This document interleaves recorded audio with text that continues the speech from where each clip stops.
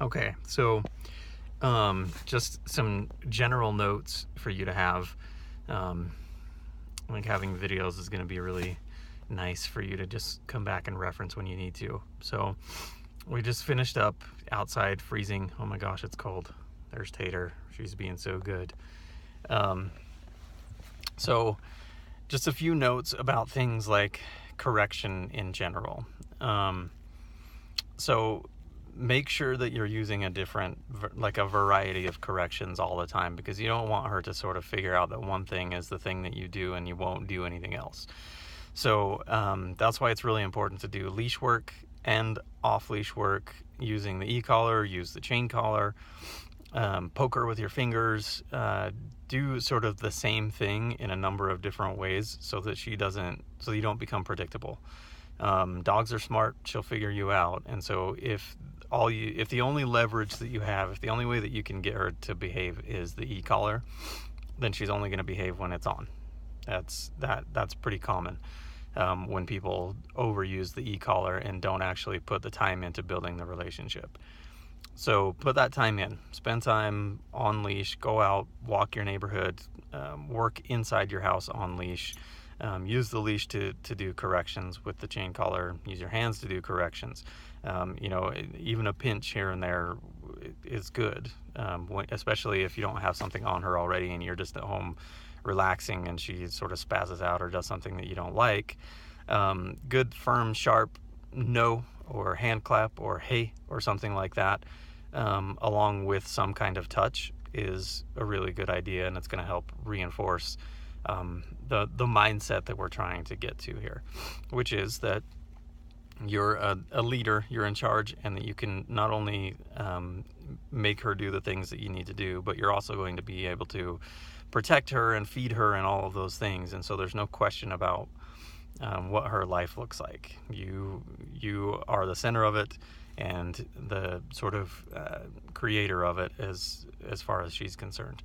That, keeping that mindset and doing the work, and mixing that in with your playtime and different things is going to really give you a quality of life that with her that you're not going to get otherwise.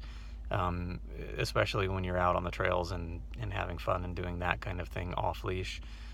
In my mind, that's the whole thing. The in the house stuff that you want to correct, keeping her away from your food or not jumping on people or mouthing people and stuff like that.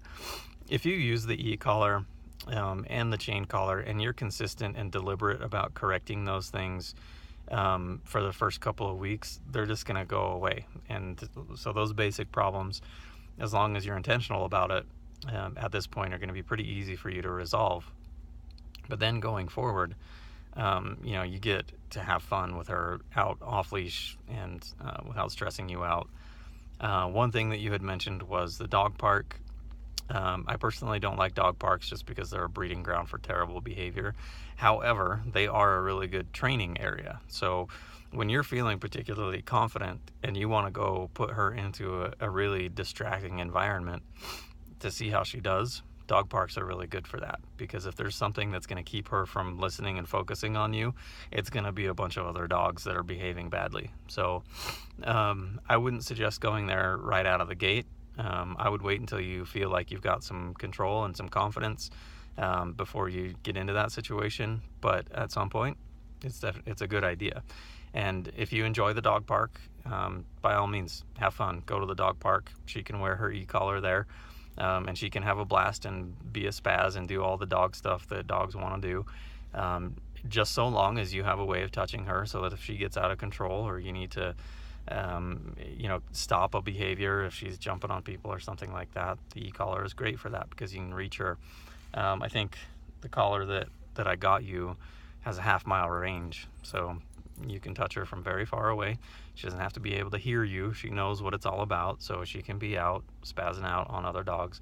You can still touch her, stop behaviors from far away, without scaring her or turning it into a negative experience, because at this point she understands what correction is all about. The important thing is that she associates it with you. Right now, I'm the guy. Everything that has been done, she associates with me. which is why it's really, really important that you do the same things that I do so that she starts to associate them with you as well. Once you have that association and that relationship pretty solid, she's going to respond really, really well to you. But it's going to take some time. So put in the work and everything will go just fine.